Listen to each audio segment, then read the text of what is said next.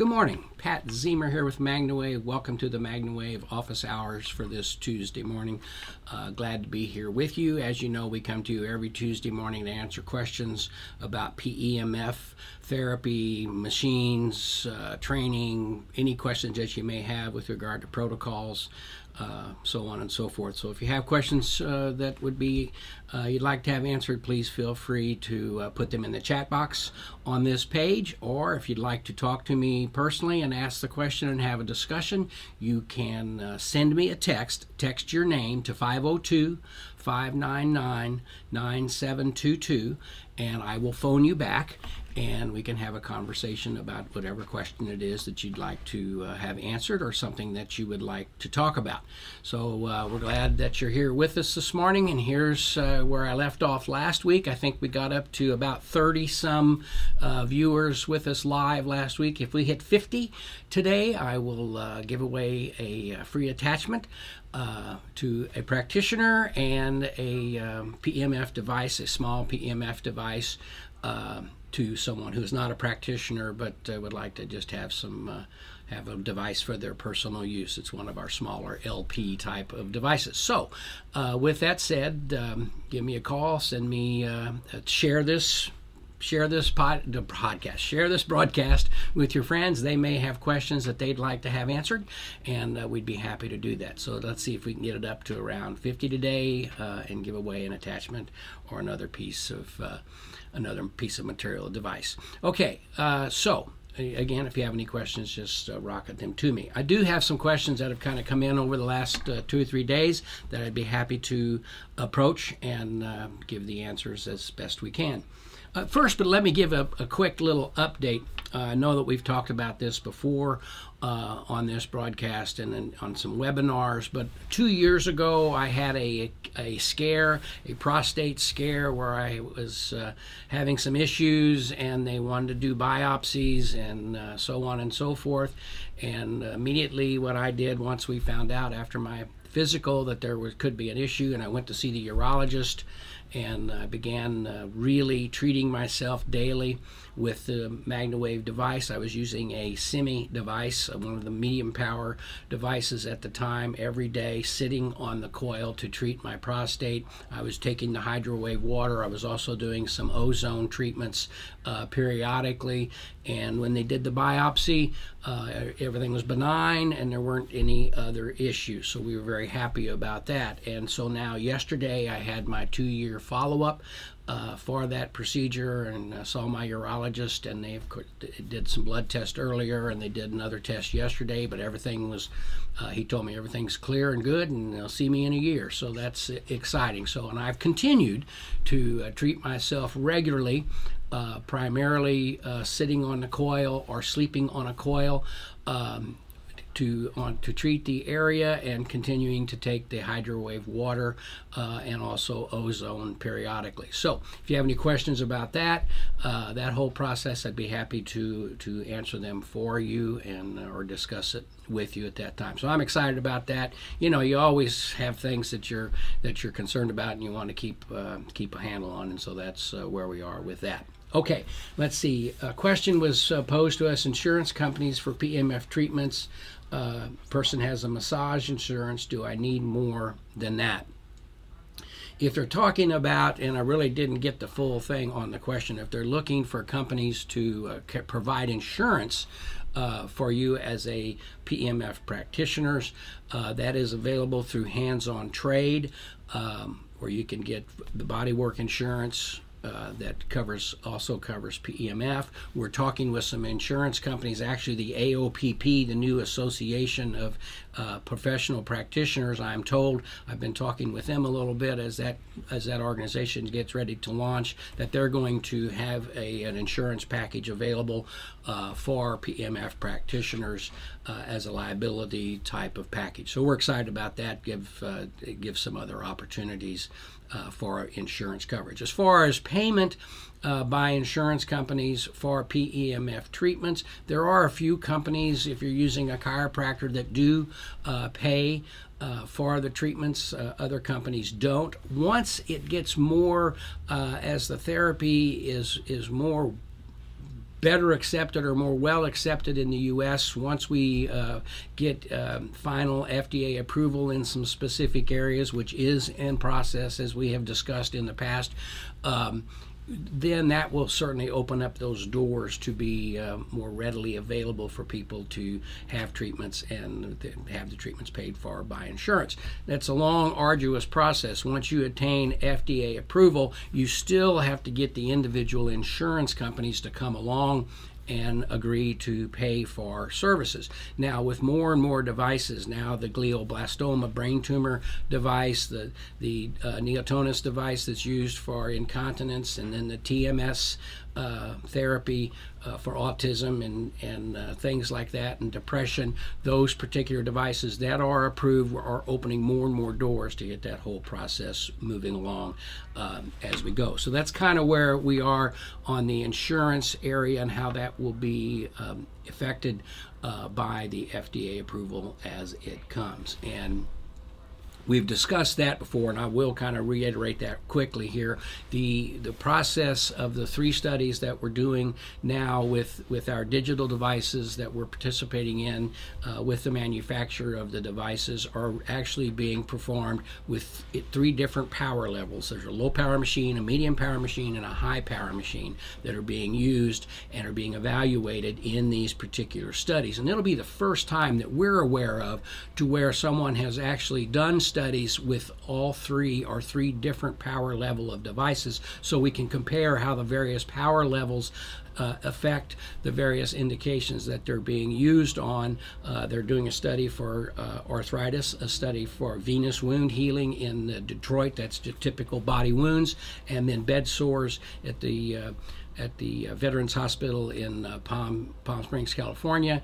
And so that's, and again, using all 3 power levels. So that will really move down the road. I think that'll be very helpful in the insurance situation as well, to where with the documents and the substantiation of treatment will be able to be shown for varying power levels. As you're aware, people who only have low power machines talk about, well, you don't need high power machines and so on and so forth, and they're too powerful and all this type of talk. Well, when we have these studies completed, we'll know and can really address what the various effects are of the varying powers of the devices. So that'll be interesting, and that's where the studies are at this point. They're all in the process. A couple of them are still getting participants to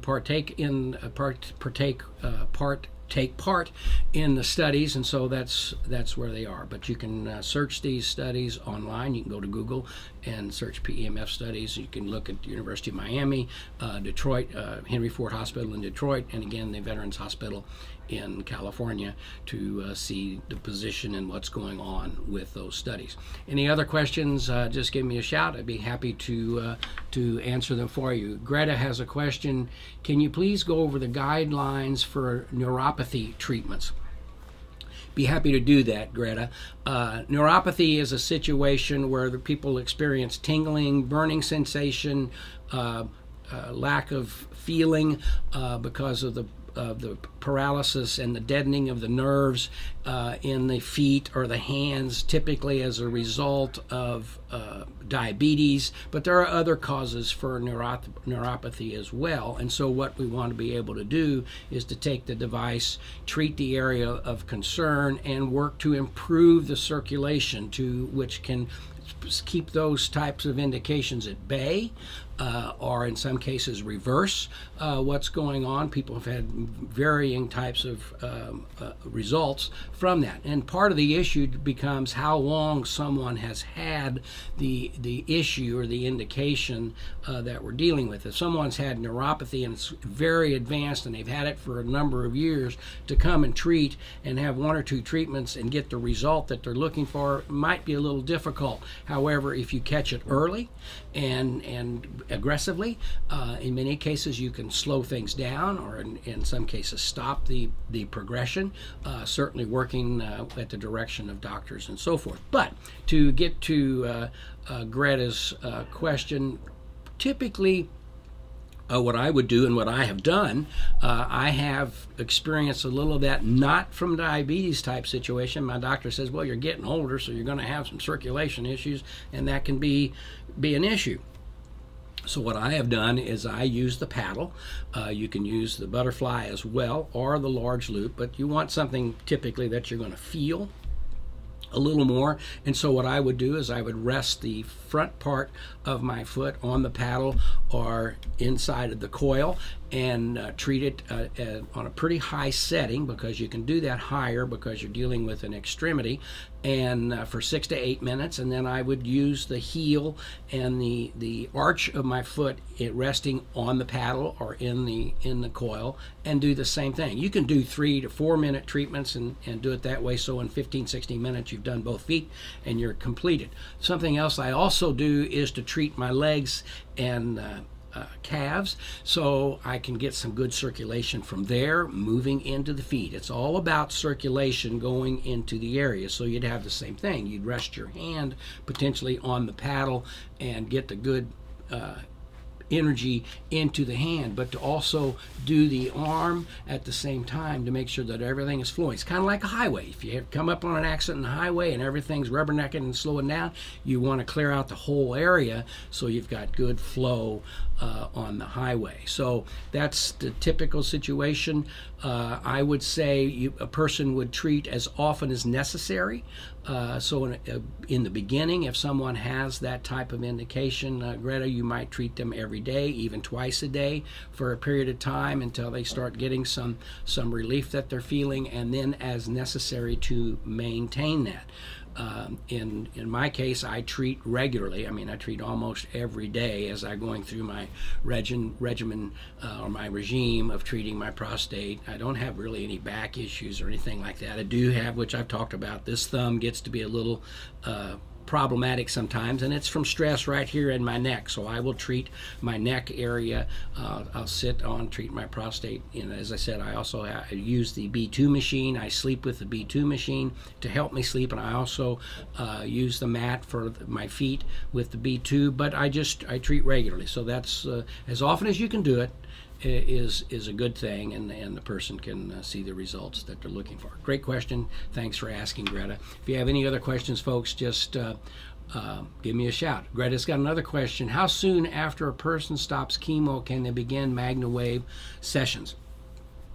Okay, there's a lot of discussion that goes on when we start talking about chemotherapy. Over the years, it has been our position and at doctor's direction and conversations that if someone is receiving chemotherapy, we typically wait until after the chemo has been administered, and typically 24, 48 hours after the last session, things are kind of moved through the body and you can begin to treat. The reason we haven't treated is because it can improve the metabolization, and if someone gets ill feeling with their chemo, that can be enhanced a little bit if PEMF is taking place at the same time. Now, there's a whole movement and a whole discussion by some doctors where, and it makes sense, but they talk about using PEMF during the process of chemotherapy. Now, that's where you would have these conversations with the doctor, with the patient, with the client that you're talking to as to what is best, and it certainly operate within the guidelines that a doctor would give. On the side of precaution, and we always err on the side of precaution or on the side of comfort, I would say that once chemo is completed, wait 24 to 48 hours, and then you can begin treatments right up until the time of another round of chemo or whatever the process may be at that point. But as I said, there are some doctors that are saying, and I do know that there are in outside of the country and in other places where they are doing this. In many cases, they're giving less chemo using PEMF at the same time to not have to put as much poison or much of that product that what people refer to as poison in the body to attack the cancer type situation that they're dealing with. So there's a lot to discuss there and a lot to have conversations with your doctor. Another great question, Greta, but that's typically the guideline that we go with, but certainly talk with the doc that you might be dealing with. Hope that helps. Okay, any other questions? Just go ahead and put them in there, and I'd be happy to take a look at them. Anything else out there, Brad, at this point? Okay, let me come up here and see other questions that we've. A practitioner received this particular question from a client, and this person's mother had a bone density test done, and the results are saying a possible aseptic necrosis of the left hip, reading the dead bone tissue due to the interruption of blood flow in the area. Do you think it's too late for therapy in that area now? Well, I can tell you that we've dealt with atrophy muscle tissue, or tissue that is in an atrophy type of state. And if you treat, you can slow that, because you're improving circulation.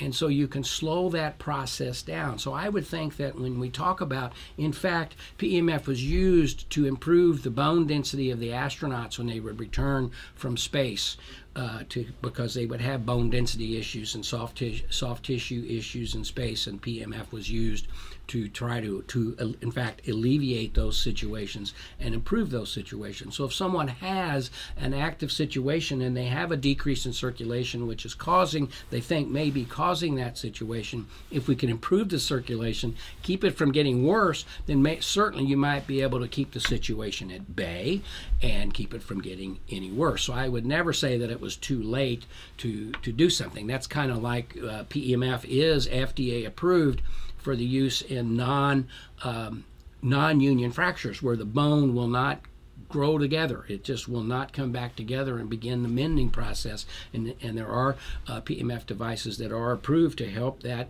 those non-union fractures or those bones join together, begin the mending process, and improve the overall situation there. So I would think to kind of come back to this question, that certainly to help the blood flow, the oxygenation, and the circulation, that's what the PEMF does to set the body up to better take care of itself. And again, a doctor can approach that a little differently, because they can look at the medicine involved and the whole science behind what they're trying to do and approach it from that perspective, as I covered with the chemotherapy thing just a moment ago. So it's always good to check, but I would certainly think that that would be a situation where you could certainly have some benefit and work on the particular area of concern. How are we doing on the count? Are we getting up there at all? We're at 20. Well, we got a ways to go, folks. Share this with your friends. Get them on the phone. Let's see if we can get it up to 50 people on the broadcast with us today, and we'd be happy to answer give away something. That'd be the deal. Let's see if we have any other questions. Brittany asks, a potential client that has lupus, and she has asked about getting treatments. How would you treat her, and for how long? Well, I would certainly do an overall type of treatment. I would treat 10 to 15 minutes. I would treat certainly as long as the person is beginning to feel better, or maybe keep the symptoms that they're experiencing improved somewhat, and just approach it from that situation. Everybody's different. They have different levels of a situation that they're addressing, and so it's a little bit of trial and error as you go in, but where they're uncomfortable is where you certainly want to treat, and then begin certainly an overall body treatment to get good body oxygenation, blood oxygenation, and blood flow would be very beneficial for such types of indications that you're dealing with. So I think it would certainly be worth trying. We've had many people over the years that have written and had testimonials. Go to the group, the Magna Wave International PEMF, International Research and Education Group, and have a look there, and you can search for lupus and see what people have done. You can certainly search in Google lupus and PEMF, and you'll be able to see what people have done to that regard. That will also something that's going to be available through you. You can go to the PEMFprofessionals.com. That's PEMFprofessionals.com. That's the AOPP website, and you can search there for particular indications. So you've got the Magna Wave International PEMF Resources and Education on Facebook group, where you can search specific indications, or you can go to the PEMFprofessionals.com, the AOPP website that's about ready to launch for members and so forth, and you can search there as well for various studies that have been done and reactions to various indications utilizing PEMF. So there you go. That stuff's on the page there, and so you can take a look at it. Okay, can you discuss the difference between Magna Wave and shockwave, please? Okay, Aaron, thank you. I'd be happy to do that. Shockwave is a manner of treatment or a therapy that they use basically for conversation's sake. I've got a text that's come in. We'll make that call in just a second. But basically, when you have shockwave, you're using concussion, if you will, sound concussion or physical concussion that they apply to the area, much like you would go like this on the shoulder and apply the energy, massive amounts of energy to the area to help bring blood to the area to deal with the indication that they're dealing with. So that's what it's all about. Go to the area, go after it with the concussion, and much of it is with sound or physical compression that goes to the area and treats it. Magna Wave, and in many cases, those shockwave treatments can be painful.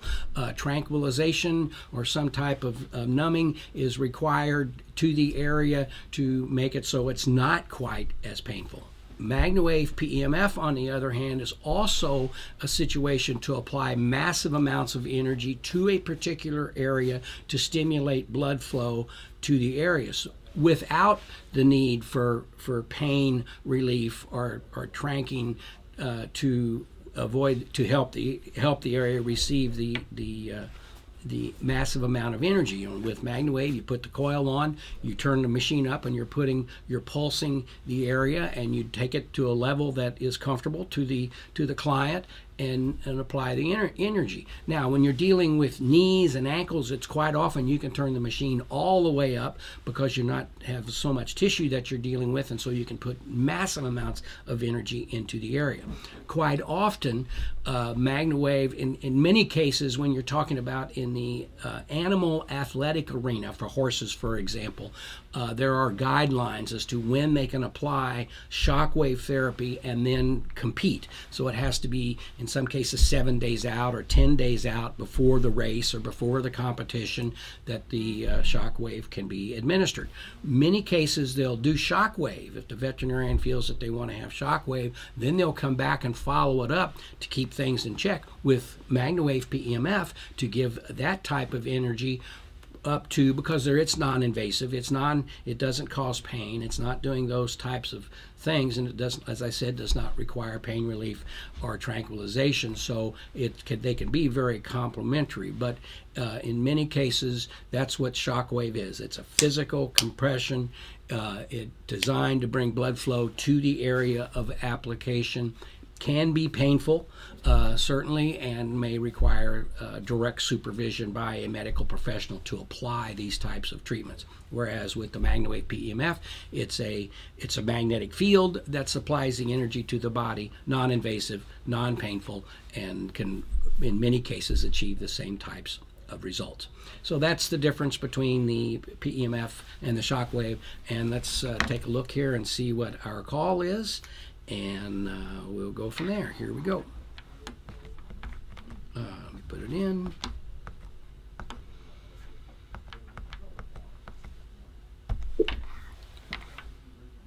Here we go.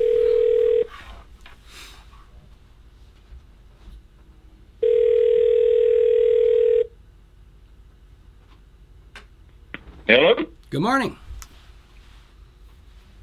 Hello? Hello. Pat's here. Who do I have with me? Oh, this is Ben Gimbert. How you doing today? Hey, Ben, I'm good. How are you? I'm doing fine. I hope you didn't get hit too hard with your snow up there, but I wanted to ask a question about diabetes and some patients of mine or clients that asked me about that on the success rate. You brought that up this morning about you being checked for diabetes, and I kind of wanted to ask that question to go in depth maybe a little bit more if you could.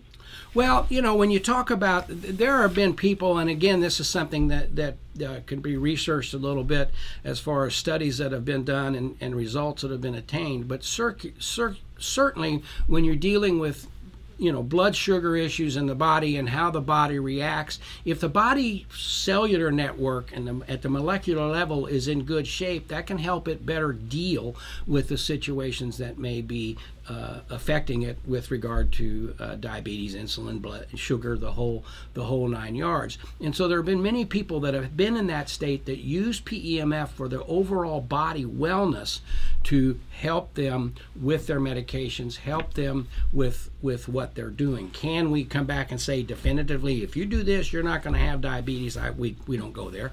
It's a helpful type of thing that can be there. Now, when you look at the results, when you talk about the neuropathy that people could have or the situations that they can have circulation-wise as a result of their diabetes, and can keep that at bay and to keep the body's overall circulation as healthy as possible, then certainly the PEMF can be very beneficial from that type of perspective. Now, if you have somebody that they have their diabetes because for whatever the problem, whatever the cause, it could be a weight issue, it could be some physiological issue with the body that really you can't control, then they have to be able to control work to control what's causing the issue, if it's weight or their diet or what they're doing. But if they do those things and then they come back and work on their overall circulation, then I think you can see a more favorable type of result.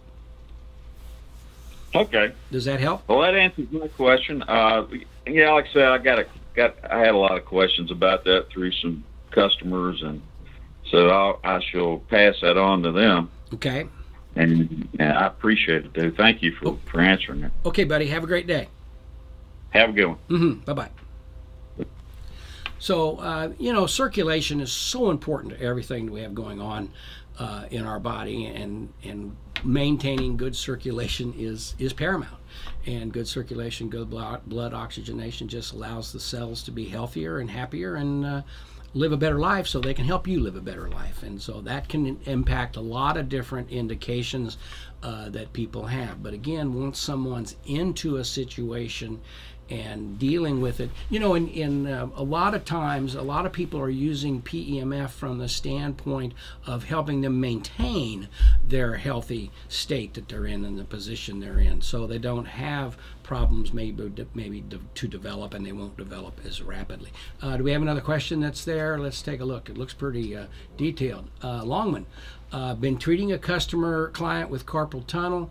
He has increased nerve pain 16 to 28 hours after treatment, which tells me is working to decompress the nerve. However, he is about 3 hours away, and I only go there every 2 to 3 weeks. Will we be starting over every time since the treatments are far apart?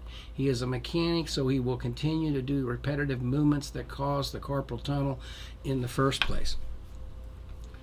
Big challenge, but you've kind of hit on the deal. If you can't do it enough to get ahead of the situation, it's going to reoccur.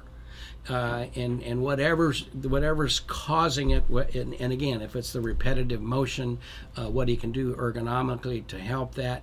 I don't know what you're doing as treatments. Quite often when we treat carpal tunnel type of things, we treat other areas of the body as well. So you want to treat, if it's the hand and wrist, you want to treat the hand and wrist, the forearm and elbow, shoulder, and even back area. As I've talked about, my thumb issue would be something that someone could say at some point, well, it's a carpal tunnel type of thing. But when I treat this back here, this is better. Now, it's there. It's been there for a few years. And so to get it to the point that whatever I'm doing to get it to where it's not there at all is going to be a very continual and arduous process. But it took me, for the longest time, I did nothing but treat my wrist. And I feel a little better, but I didn't. Now, though, when I'm doing my neck and back area, it's just so much better. It's still there a little bit, but it's so much better because I know what the area that I'm treating. And once you treat more, then it will last longer. But that's the situation that you're dealing with. Is you got to get inflammation out of a nerve and those areas. It's much more difficult than when you're dealing with soft tissue and muscle and so forth. So unfortunately, in a sense, you will be going back to start over in that type of situation. This could be a situation that you would treat him as often as possible with a high power device and really get into these areas with high amounts of energy, and then have him get a device that he can use daily himself to kind of keep things going, one of the smaller devices that we have to help keep things in check from that perspective. So that's a thought there. Great question. Thanks for asking. If we have any other questions, we'll take a look at them. Stephanie has a question. What is your experience and results with treating a person with MS? Well, we've had people that we've treated that deal with MS or deal with those types of situations, and in many cases we've seen symptoms symptoms improved, or symptoms not causing the problem that they were causing. And so certainly it is a neural type of issue, dealing with the nerves, dealing with a lot of different things. And as I've always maintained, good, well oxygenated blood flowing properly can do a lot of good things and help people feel better in various situations. And so there have been people that have experienced MS, the Parkinson's disease, and various things that have seen a remission or a lessening of their symptoms, making them feel better. In some cases, they feel that their medication then can do better and give them a better overall sense of well-being and health. And now getting down to, again, it's how far along the situation is, how in depth the indication is with the person, and so all those are variables that certainly impact what someone may be doing. But that kind of goes back to what I was talking about earlier. If someone is predisposed to conditions or situations that could, maybe it's in the family, or they've known about it, or there's some indication that it's coming, the quicker they can do something, the better off they may be in approaching that particular indication or situation. Great question, thanks. Take a look at the Magna Wave International PEMF Resource and Education page. Search MS and you'll see some where people have had some results, and they'll share those results as well. Okay, let's see. Do we have anything else coming up that we got there, Brad? Nope, not at this point. Okay, let's see. I do have some other question about treating sesamoiditis in a human. A sesamoiditis is an inflammation of the sesamoid bones and surrounding tissues in the feet. It's a painful foot condition where the pain is usually felt under the first metatarsal, also known as the big toe. And so it is an inflammation. It is a situation where there is pain there, obviously, and the best way to deal with that is to help deal with the inflammation. So that would be a situation to where you rest the foot on the paddle. Certainly, again, you're dealing with something that's had some time to get there, or it's become very acute or chronic, if you will, so it's going to take more than one treatment to deal with that. So I would typically recommend that you might treat 5 or 6, 7 times in a row, see how the person is feeling. You might do it once or twice a day to begin with, and then as often as necessary, if you get some relief at that point, as often as necessary to maintain the relief and keep things at bay so it is not the problem that it was at the beginning. Now, with that said, some things can take a long time to get to where you have the relief that you're looking for. It's unfortunate, but when you, again, as I pointed out, when you're talking about nerve and cartilage and tissue and things like that, that's hard to get the inflammation out of, then it's going to take more treatments, more time to get there. But it's a situation that could certainly be approached.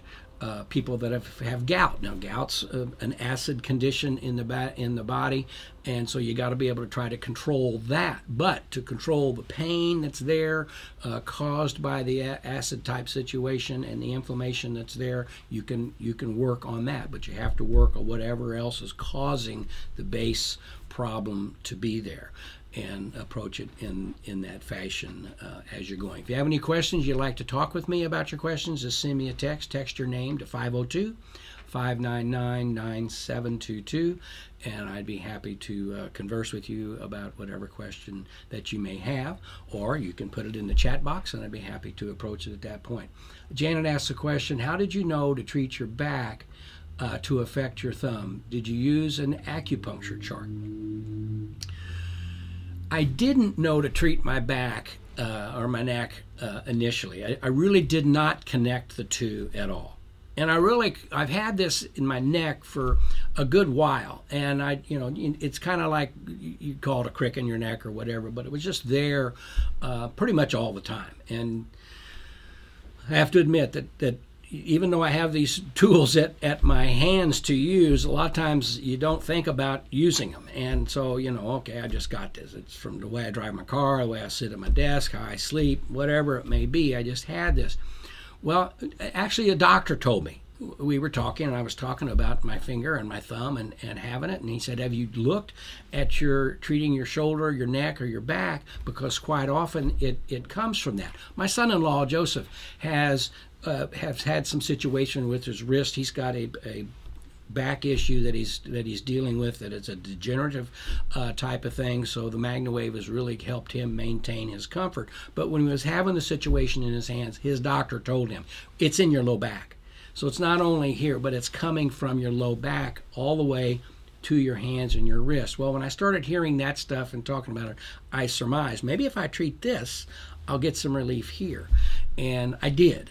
And that's why I'm saying that it's just something that we need to, we talk a lot about the referred pain or where the pain is coming from. And not only your referring pain to some location, I talked about wearing the wrong shoes to the state fair. At the end of the day, it's not your feet that are bothering you, it's your neck and your back. Well, and it's nothing you've done except your feet, the shoes you wore, and it's the way you walked and the way you carried yourself. So we talk a lot about that. So what my encouragement is, as you deal with these situations with people, is to always think about what else can I do. And I hate to sound redundant, but when I first started treating racehorse jockeys, they'd come to me and they'd say, oh, my back is killing me. Well, where's it bothering you? Well, it's my low back. So we'd treat their low back, and they'd get up and they'd feel better and they'd feel looser, and they'd say, great, thank you. They'd come back the next day and say, my gosh, what's going on? My shoulders are killing me. Well, their shoulders were bothering them anyway, but the brain's picking up the primary signal from their low back, and that's where they were at, and that's what we treated. So once we went to the second area and treated their neck and their shoulders, then they had an overall type situation. Was the neck causing the neck and shoulders, or the upper back causing the low back situation? Well, when you stop and think about how they're riding and what they're doing, how they're cocking their head and standing and riding on the horse, a lot of various things can be impacted from one person to another. One person's taller than the other person. One person has a different weight situation. So those are the issues. But great question, and actually it just took me thinking it through. I had a situation years ago when I was on the road treating day in and day out. I had torn a patella tendon in my knee, and it would get to the point that I couldn't step up into my coach with my right leg. I would have to put my left foot up and bring my right leg up behind it. I wasn't dragging it, but I just had to do it in that fashion. I couldn't put my right foot up on the step of the coach and step up and get, and I'm in a barn talking with this people, treating their horses and going on, and I'm all of a sudden start talking about, boy, my knee is bothering me today and this and that, and it's been bothering me a lot. And this woman walked up to me and she said, do you treat yourself? And I said, probably not. And I went home, went right out and started treating my knee, and it was better.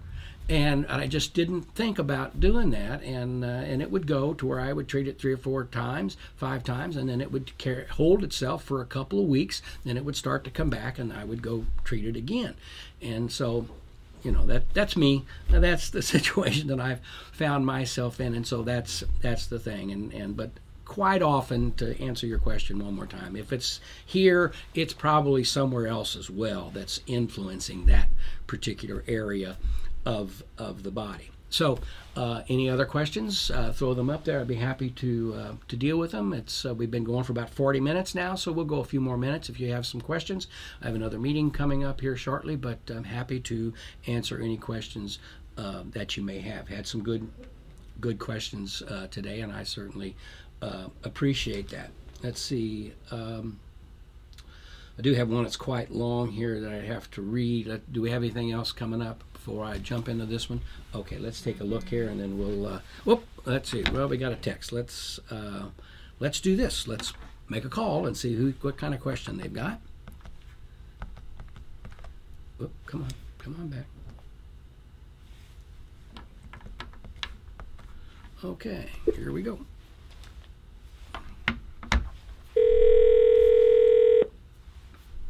Good morning. Good morning. Who do I have? Hazel Reed. Hey, Hazel, what's up? How are you?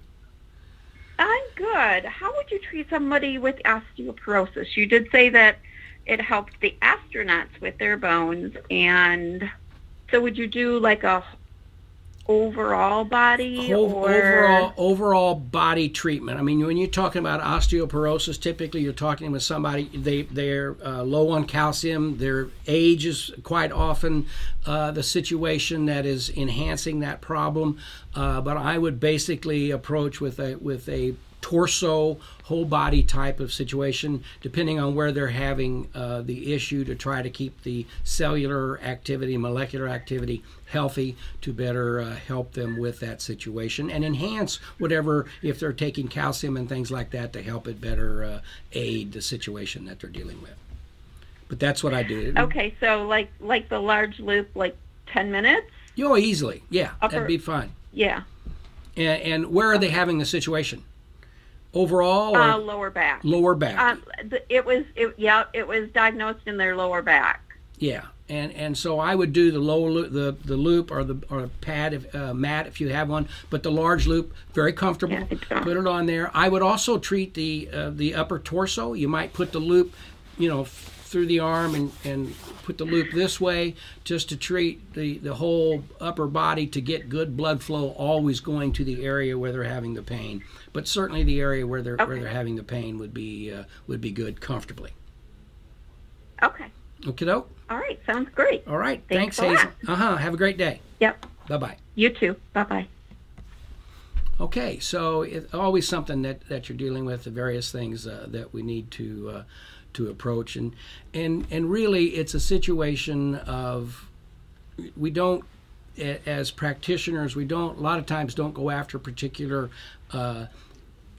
causes or particular type of cases or indications. We're talking about a overall good body stimulation so the body can better treat itself. Now, if you're working in association with doctors, we've been doing some work with some pediatric orthopedic surgeon here in town, and we're developing some case studies with this doctor where he has situations where they have non-union issues that are not healing the way they want to, or they're trying to get the mending that they want before they do surgery, or to avoid the surgery. And this doctor is very progressive to reach out and realize that these are things that we're talking about taking time to do, and bracing and all this type of stuff, that we can bring PEMF in to enhance this overall situation. That's exactly what they're trying to do. And we, as I said, we've had 3 or 4 different clients that we're doing case studies on, that we hope to be able to share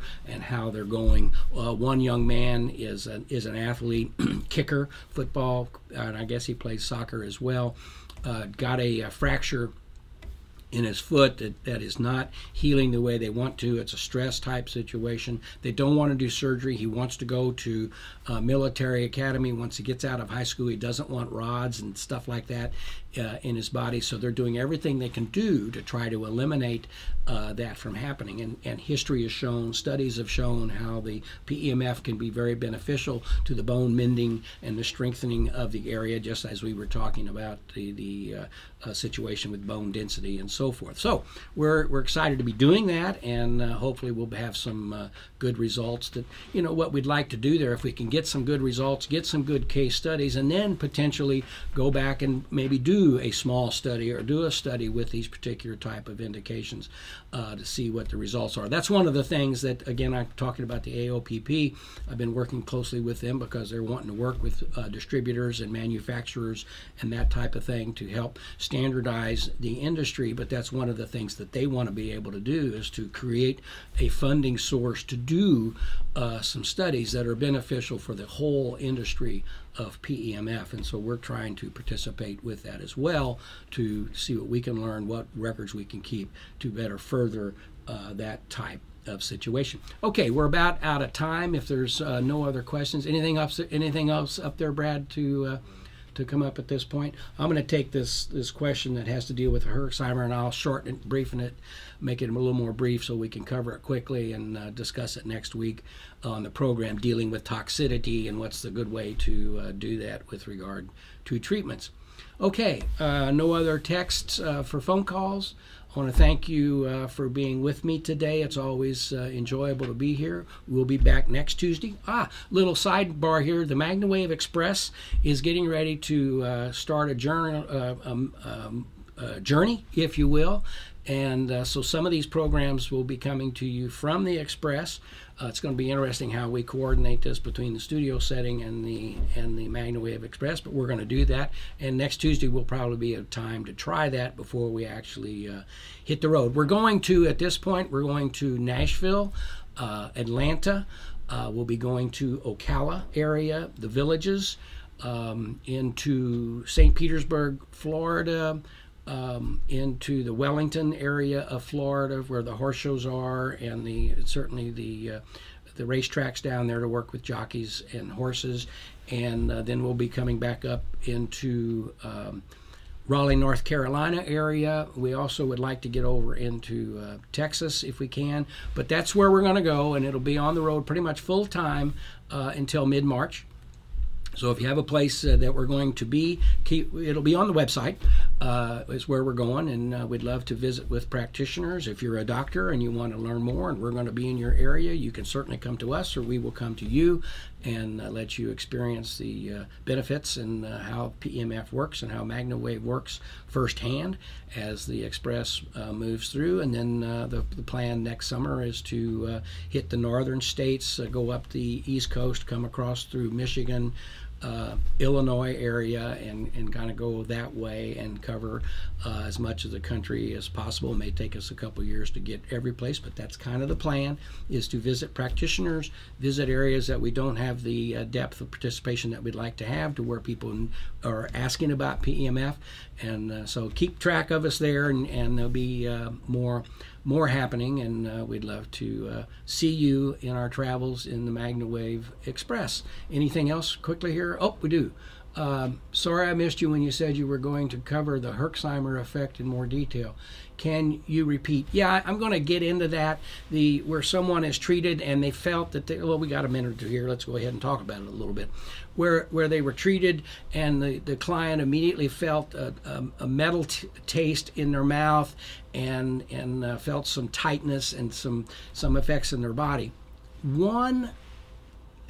Couple of things. Toxicity plays a role in that. So someone needs to be very well hydrated. They need their electrolyte levels need to be in balance. And I don't want to say that this person is heavily toxic, or this person has a insufficiency of electrolytes or a vitamin deficiency that is causing that chemical result in the body to where they can taste the metal type of thing in their mouth. But all of those things play into that type situation. Now, with that said, we've learned that typically 1 out of 100 people's their body content is such that this type of therapy is not comfortable to them. And really, that's all over my 18, 19 years now dealing with PEMF. It's that low number, 1 out of 100, 2 out of 100, that they just are not comfortable. They're also not comfortable in front of their microwave in their home, or if there's high voltage lines, those great big towers. If they're near those, they can feel the effect of all that energy that's just bombarding all the time. And the same person may be, if they're on their phone a lot, may find some discomfort, headache or whatever as a result of that. So it's a situation dealing with toxicity and the pulsing of the body and of the magnetic field. If they are toxic in that situation, can cause that to be at the forefront to where they're experiencing it.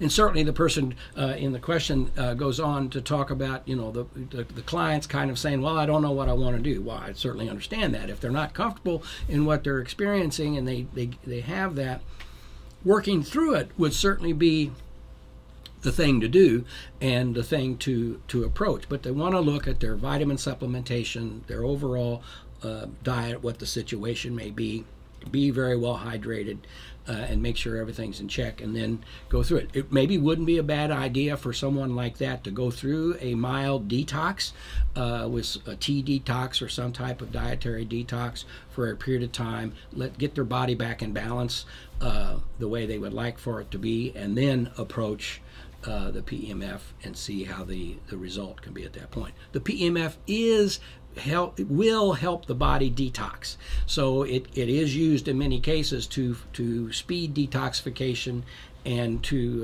help the body detox. Well, if you have somebody that's in a very state that influences that to the negative, then you need to figure a way to deal with that before you do the treatments. Hope that was helpful. That's basically what the question was about. But I do want to get into the Herxheimer deeper, and I'll do that next week to kind of get more in depth into that and the whole situation of that. Maybe I'll get a doctor on with me and we can talk about it more in depth. We got up to, we didn't quite make our 50. Doggone it. Maybe next time. We'll get close, but we'll make it happen. So anyway, thank you for being with me today. It's been a pleasure, and I'll see you next week, and wave on and have some good health and a great week, and enjoy the holiday season. Thanks. Bye-bye.